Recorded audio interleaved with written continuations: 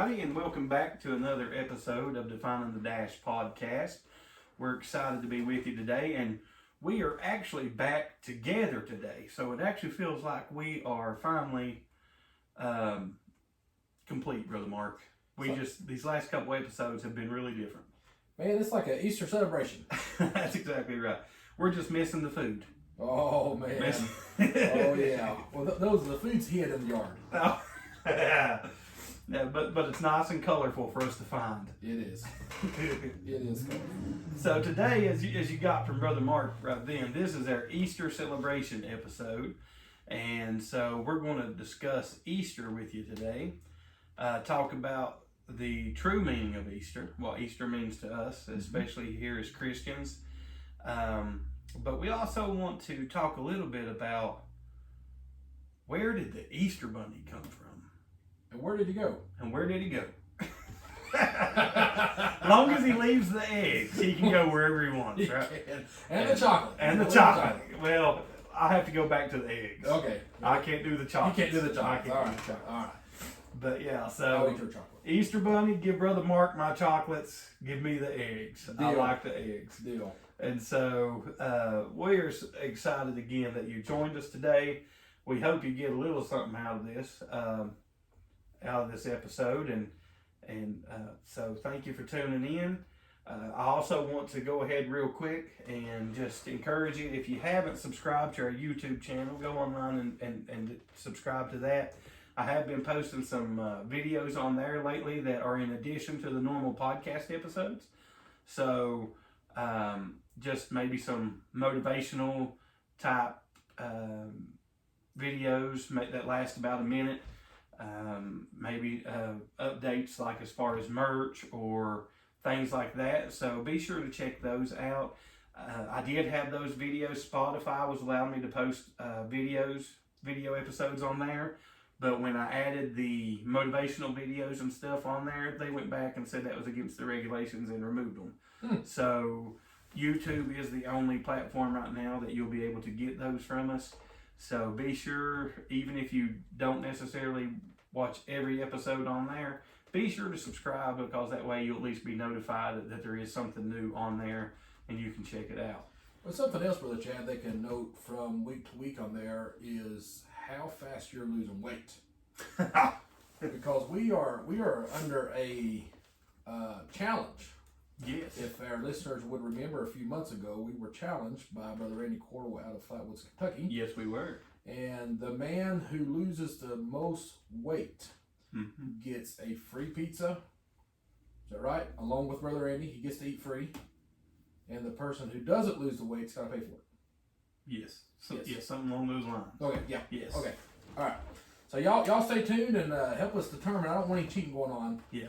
So we may have to video that when we go eat with Brother Randy. we may have to. That would be good content right there. Just that'd be great content. hang with Brother Randy, Brother Randy Cordell. So I'm hoping I've got him. Yeah, you're. I'm in a. I wouldn't say a close second. I'm in second, but I'm in the top two. I haven't got to talk to him in a while, but except for through the comments. So I'm hoping I'm getting him, but at least get the salad bar, even if I can't eat the pizza. You get a cup of water, nothing else. I'm like, Brother Randy, can you get me some cheese? Oh, so thank you in advance, Brother Randy Cordell. Oh yeah, oh yeah. He's one of our loyal listeners. He comments and talks to us a lot through the comments, and we really appreciate Brother Randy Cordell. Appreciate all you listeners out there. If it wasn't for you all, we wouldn't be able to keep doing what we're doing if everybody wasn't listening. So thank you so much for listening and being with us. And we're going to go ahead and we'll jump into today's episode of Easter. And Brother Mark, what does Easter mean to the Christian? I think to the Christian, Easter, of course, is the day that Jesus rose from the grave, according to what we understand from the Bible and other historical content. And so I think that's probably the basis, the foundation. A lot of people died since the beginning of time, but there's only been one to have died and to have risen again. So I think for the Christian, that is definitely an understatement of how important it is. Also, Brother Chad, I like Easter, because Easter to me is not just a time of the resurrection and celebration of Christ, but Easter is a time of new beginnings. Absolutely. We know when Easter comes around the corner, everybody that has allergy issues, that the trees are blooming and that the flowers are blooming. Springtime is here.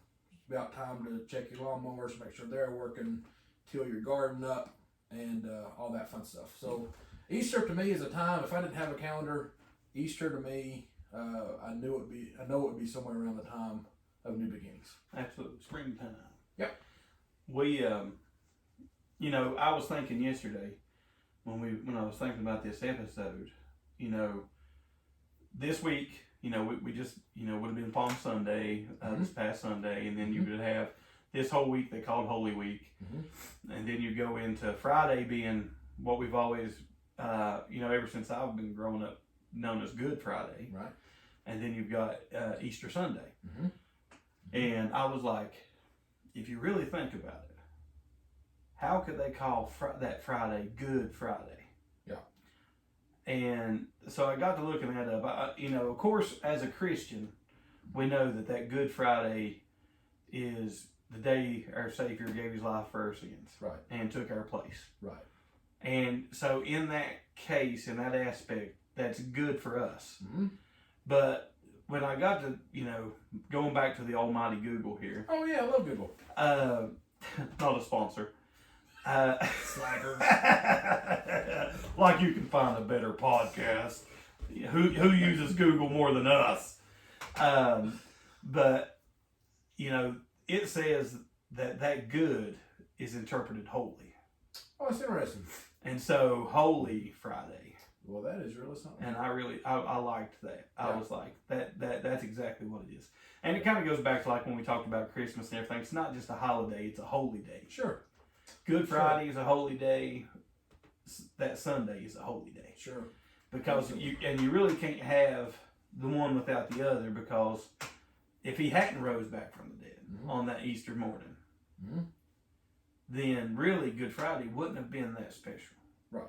And I hope I'm saying that right. To where, it makes sense. But, there was other guys that died that same day. Right. That didn't get up. Right. You know what I mean? Slackers. And so...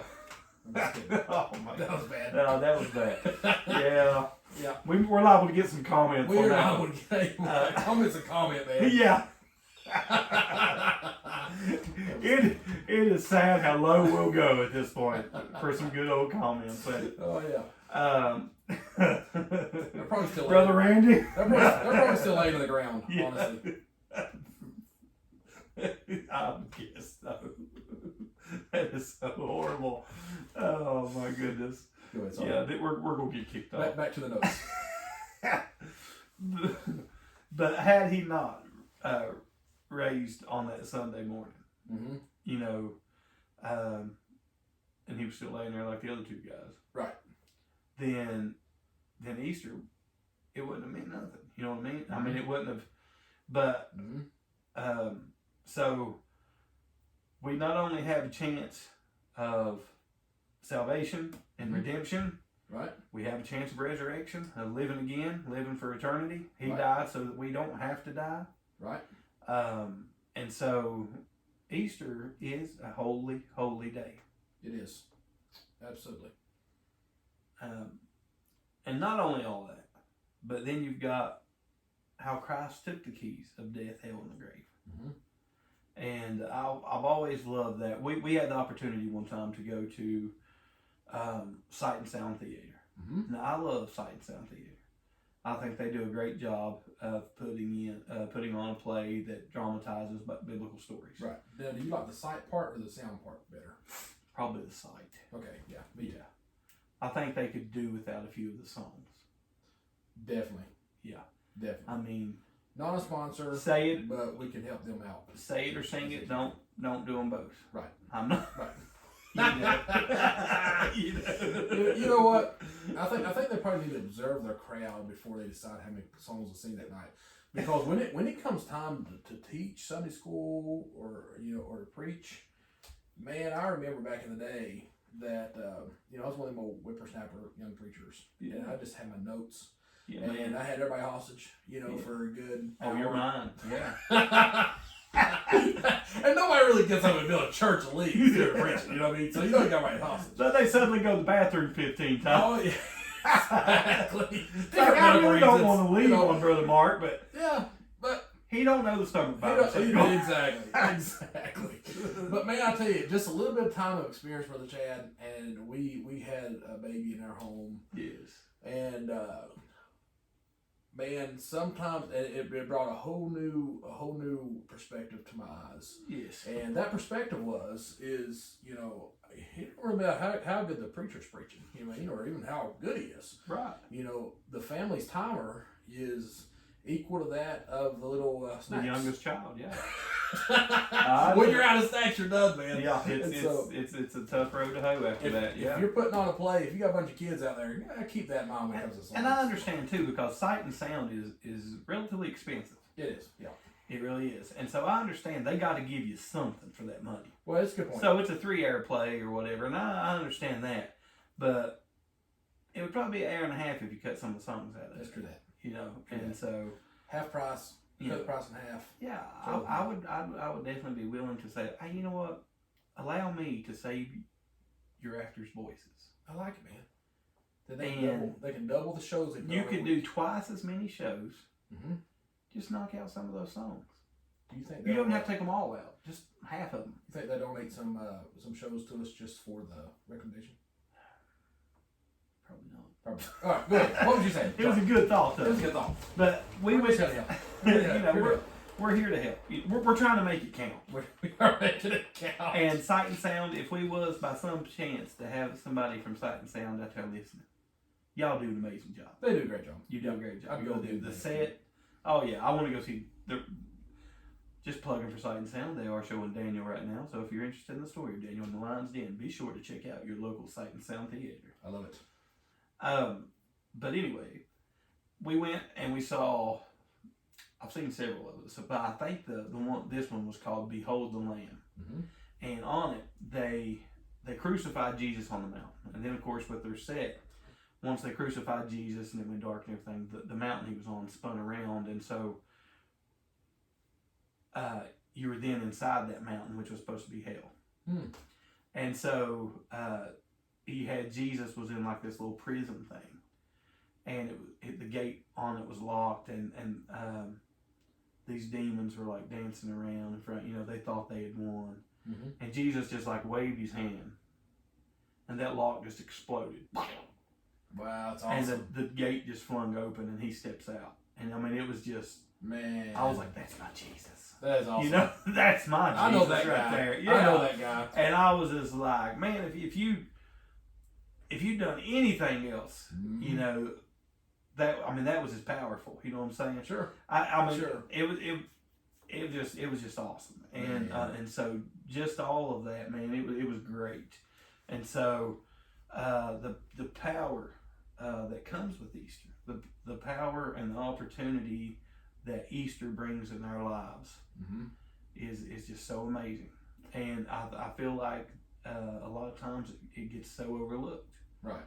The world tries to commercialize things, and we try to simplify things, and actually, I was going to bring this up anyway, so that kind of moves into it. There's a lot of things going on that they try to take away any Christian or religious aspect from it, and so there is a mega church right now. That is going on, and when I say megachurch, I'm talking they have at least, from what I read, 25,000 members. Okay, at least, and plus they have a big online congregation. Okay, all over the country, and I do want to point out this is nobody I have any confidence whatsoever in. Sure, I got you. I hope any of our listeners are not listening to them either, but I do want to say they put out a publication stating Easter Sunday the whole point is to get people in the church house. Hmm. So I am not going to be saying blood of Jesus, Calvary, crucifixion, resurrection.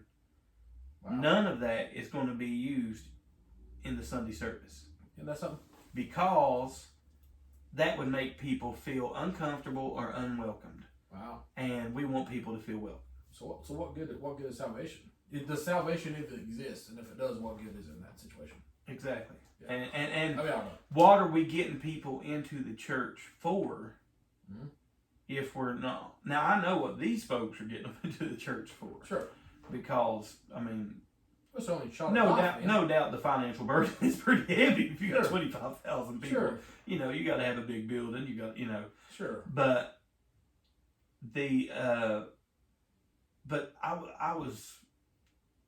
I actually had a mix of feelings at that point because I was angry. Mm-hmm. I was saddened by it, because one, you're really trying to take away from one of the most awesome holy days there are. Mm-hmm. But then again, you're also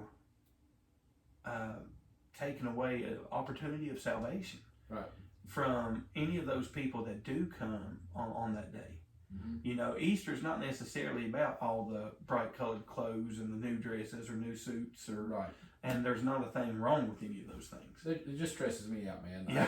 I'm more of a white shirt, black suit kind of guy. There you go. Simple, Oh man, I've just got to tell you how the Lord moves. Okay. Well, tell me. Tell listeners too.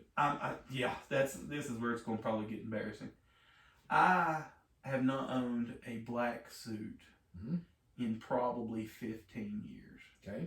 I still don't have one. Any listeners out there that wants to sponsor one of the, hosts, just kidding. I might could hook you up. I don't know what's on here right now. But anyway. I don't either. I went to visit my daughter. Mm-hmm. And I'm up there and I'm talking to my nephews and stuff. And I was like, man, here we are going to be in church all this week. We're in this revival. I was like, I like to never found enough suits to wear. Mm-hmm. I was like, I went through, I've got like 15 suits at home I've got to sell now. That I'm no longer able to wear. Right. And what size? I'm just kidding. We'll talk later. Yeah, we'll talk later. So I was like, I said, yeah, I've been hitting every Goodwill around trying to find suits. Mm-hmm. And, the suits that would now be too big for me. Right. When I needed the bigger size, that's what the Goodwill couldn't have then. Yep. Now that I need a smaller size, they have the bigger size. Everybody's been losing weight, man. Yeah. Summer. Yeah. Keto. Everybody's trying to get a pizza at Flatwoods. Yeah, it's all our listeners. You guys are trying to get pizza from Brother Andy. I know it is. And so everybody wants some Giovanni's from Kentucky. That's what it is. Yeah, man. And Giovanni's not a sponsor. Sure. Not yet. Not yet, but we're hoping to work on them. But I got up there and I was talking to some of my nephews and stuff, and they're like, hey, we know a place over here that people donate clothes to us all the time and whatever, and we have to get rid of them, and people, there's a bunch in there right now that's been in there in their suits. Why don't you go down and check them out? Mm-hmm. The first two I looked at was black suits in my size. Man, that's awesome. Yes. That is awesome. I was just like, thank you, Lord. And then I pulled out another gray jacket and then a bunch of shirts. And I was just like, man. I mean, this was like the first night we got up there. Did it feel like Easter? It was a mix of Christmas and Easter both. I felt like That's awesome. This is going to be probably a horrible joke. I felt like Christmas as far as getting a gift, and I felt like my wardrobe had been resurrected. How's that? That's perfect, man. Because it was looking perfect. Pretty bummy for the home team, let me tell you. I get it, man. I get it. That's and awesome. So, yeah, I was just so super excited. It was unreal. I was just like, man, that's just the good Lord. He provided just, yeah. I went up there with no expectations at all of, just those three, that I had and everything and just trying to make do with them for a while, and you know, and got up there and like, hey, we're gonna have to get rid of these. These have been donated. Nobody here can wear them. Nobody, you know. Yeah. And I was just like, those have been waiting just for me. So God's always got something out there with your name on it, folks. Don't forget that. But yeah, so it was great. Man, it's awesome. Now, we've talked a little bit, Brother Mark, about the meaning of Easter to the Christian. So let's talk a little bit about our old furry friend here, the old Easter hare or Easter bunny. All right. Now, if we think of the crucifixion, a very violent death, and then we think of a resurrection 3 days later, how did the bunny ever come into, you know, come about? Yeah, well, he was just in the garden. He was hopping around, and you know, he was there when Mary and him came to anoint Jesus. Yeah, you know, one of his duck friends were laying some eggs, and he thought he'd pick them up and go hide them from him, something like that, and you know, play hide and go seek with the duck eggs, or something, or something else. Steal them from a chicken. You know, oh my goodness! Where did he come from? Well, again, this is relying on our old buddy Google. Not sponsored yet. Not sponsored yet, but should be. It says, of course, that the Easter bunny, in case this is for all of y'all that didn't realize that it was not a real figure. The Easter bunny is a folkloric figure and symbol of Easter, depicted as a rabbit, sometimes dressed with clothes, bringing Easter eggs. Okay. And it originated from the German Lutherans. The Easter hare originally played the role of a judge evaluating whether children were good or disobedient in behavior at the start of the season of Eastertide, which is similar to a naughty or nice list that's made by Santa Claus. Okay. So, as part of this legend, the creature would carry colored eggs in its basket, as well as candy and sometimes toys to the home of children. As such, the Easter Bunny shows similarities to Santa, and in this case, it actually compares the Easter Bunny and Santa, it puts in parentheses, or the Christ kind, and Christmas by bringing gifts to children on the night before the holiday. And now, I did read as well where, depending on what country you go to, like Australia and I believe it was Sweden and different ones, some of them have different animals. Some of them have Easter roosters. I've got one of Easter roosters. You need to start trying to sell those. I think it's a great idea. We'll post them on the webpage. Let's do it. Yeah, well, anybody needs an Easter rooster, y'all let us know. We can even put bunny ears on it. We can do something. Yeah. And I don't know that they're laying real well. But no, not yet. Yeah, not yet. Yeah, I'm still waiting to identify as a hen. That's a bad chicken story. This episode is going downhill so fast. I gotta tell you this great story. So speaking of roosters identified as hens, so we had, when I first got on chickens, brother, we had what I thought was one rooster and like 12 hens. Right. That's what I bought, and so that's what we should have. And so that's probably what our listeners calling now. We'll just let it go. We'll go voicemail. So, Brother Chad, this chicken, I bought a hen. It looked like a hen. It hung out with the hens. It acted different than a hen, or acted like the hens. And so I thought this thing was a hen. Sure. And so time goes on, 9 months down the road, 12 months down the road, and I'm at the house on the back porch, and I hear this rooster crow that I'm used to hearing about every morning, the main rooster. Well, behind this major, massive rooster crow was this little... I'm like, what was that? A little wannabe crow. Exactly. Well, long story short, that little chicken that I thought was a hen turned out to be a rooster, and I felt so bad for it because it was misunderstood for months. So you had to go get your driver's license changed. Exactly. I had to go change everything, man. It was a mess. Okay, go ahead. Sorry. Oh my goodness. So Easter roosters.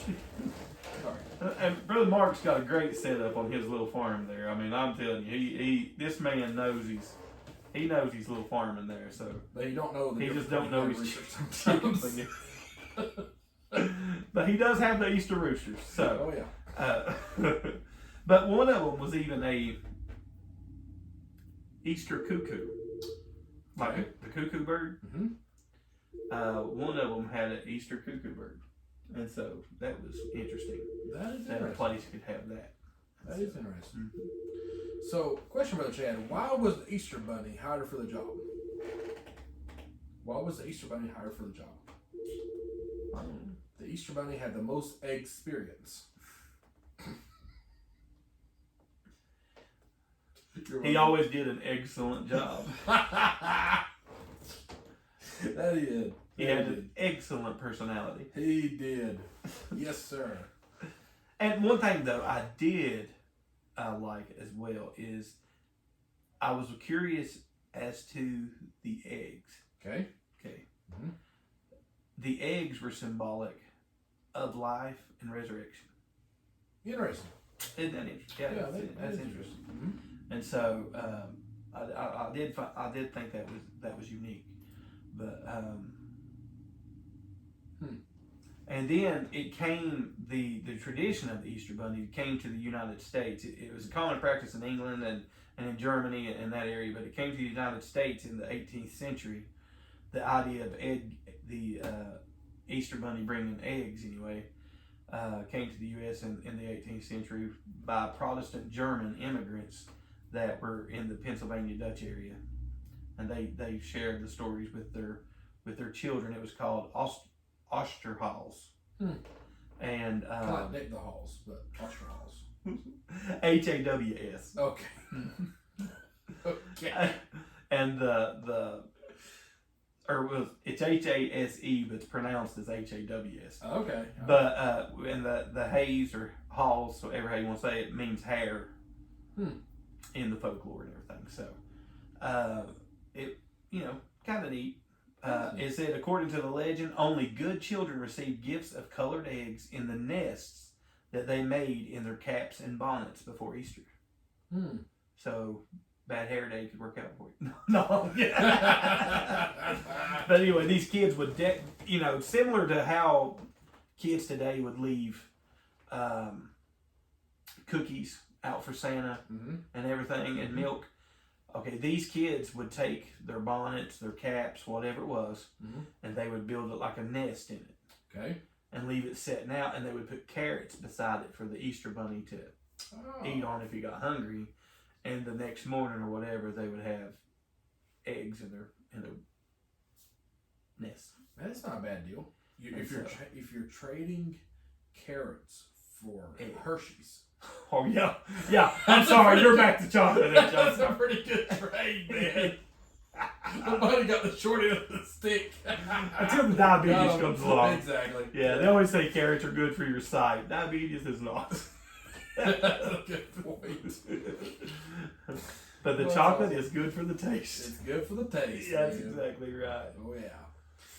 And so you're talking about the kids Easter morning or around Easter they wake up and they have things in their bonnets and stuff. So my question is, what did the kids do when their treats were all hidden on Easter morning? They demanded an explanation.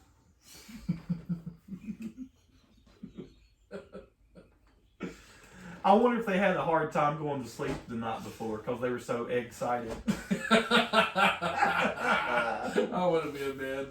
I'm excited right now, man. Oh man!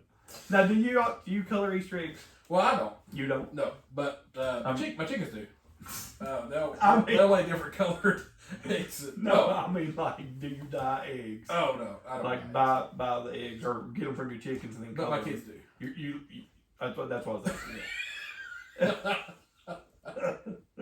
You're making me work for it today, Mark. I'm sorry. You didn't. It's been a long day at work.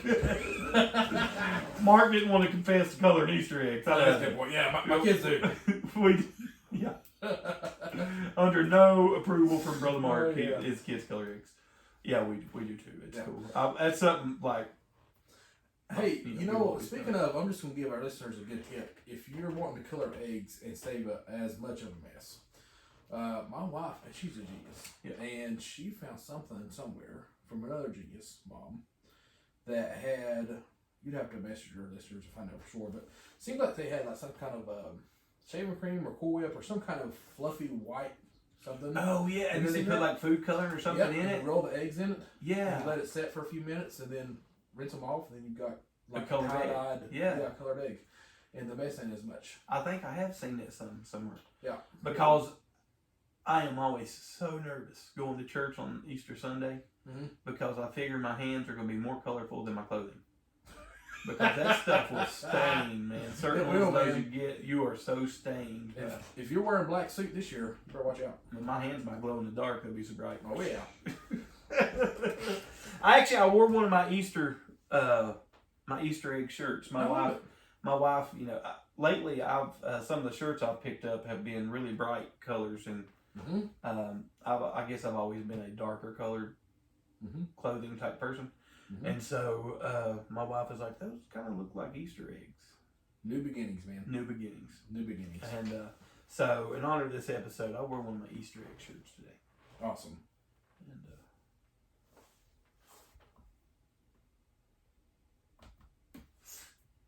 so we have the Easter bunny, the Easter cuckoo, or ever how you want to say that bird. I'm thinking there was another animal, but I don't remember what it was. And so, yeah, there's potential to get some eggs everywhere you go, folks. And now, I actually feel sorry though for like some of these kids. Now, I want to say this, folks. Okay, at no time during this episode am I calling anybody out if you celebrate Easter with decorating Easter eggs or talking about the Easter bunny. Because that just got awkward if you were going to. Yeah, because that's true. Well, but I already hung myself on that one anyway because I admitted to coloring eggs. Oh yeah. But I wasn't going down alone. I took Brother Mark down with me. Oh. And so, but at no point are we like saying anything against anybody's doing that, because that ain't what we're necessarily here for. But what I am saying is, let's be sure that our children know the truth of what Easter and Christmas is.